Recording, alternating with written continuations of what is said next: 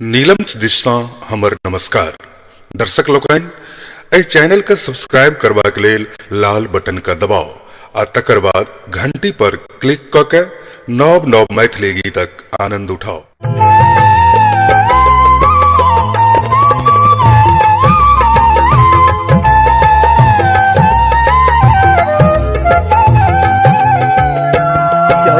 विद्यापति राजा जनक भेला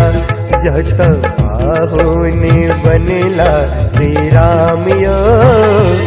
जत उगना बनिएला शिव शंकर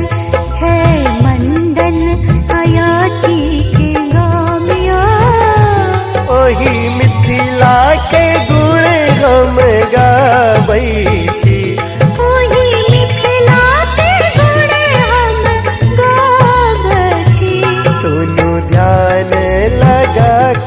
सुनाबै छी सुनु ध्यान लगा के सुनाबै छी। जय जय मिथिला जय जय मैथिली जय जय मिथिला जय जय मैथिली।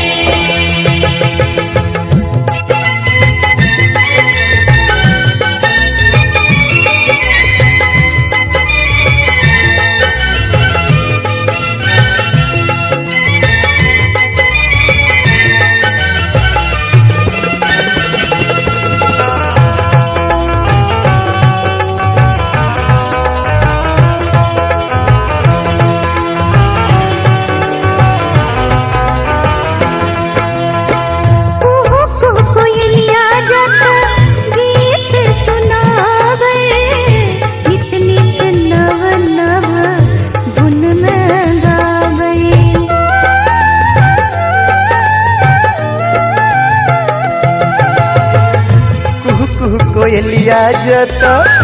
गीत सुनाबै नित नित नव नव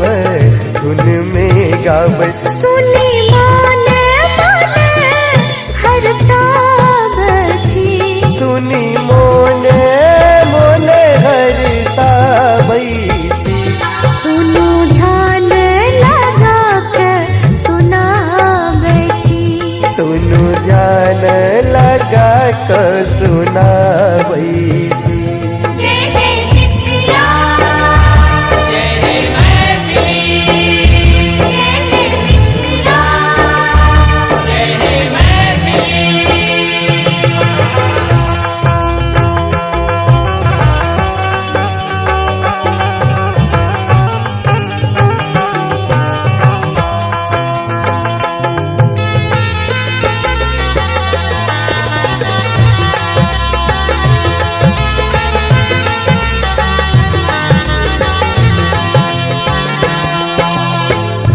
मंडन मिसर के सुगा पढ़ै वेद पुरानियो जतनागर जुन बनला महानियो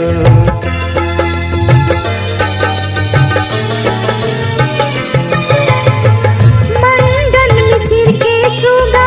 पढ़ै वेद पुरानियो जतनागर जुन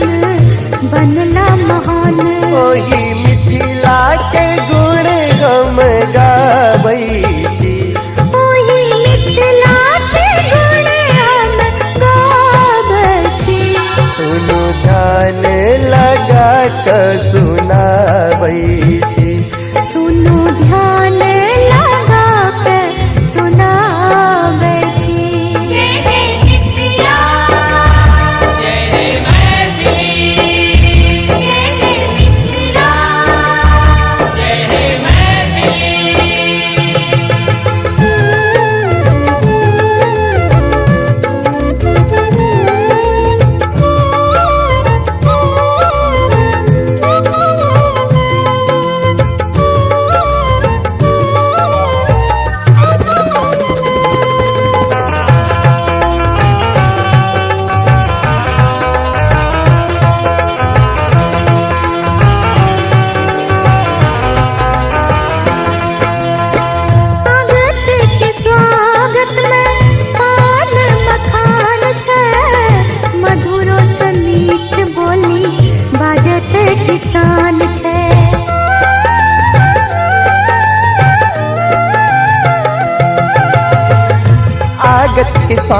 जगत में पान मखान छई मधुरो समीठ बोली बाजत किसान सबके दिल को रख तरवा खुआबची सबके दिल को रख तरुआ खुआबची सुनो ध्यान लगा कर सुनाबची सुनो ध्यान लगा कर सुनाबची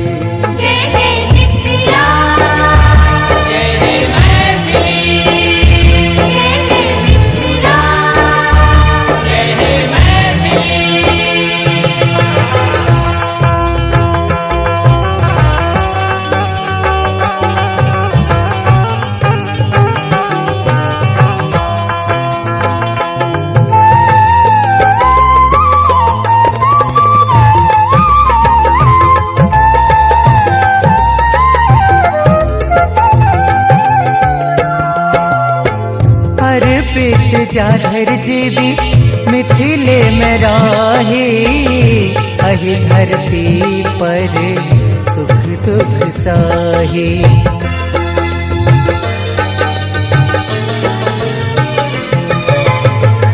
अर्पित जाधर जीवी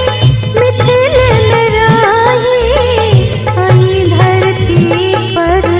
सुख दुख सही भेलो धन्य जे मैथिल कहाबै छी भेलो धन्य जे मैथिल कहाबै छी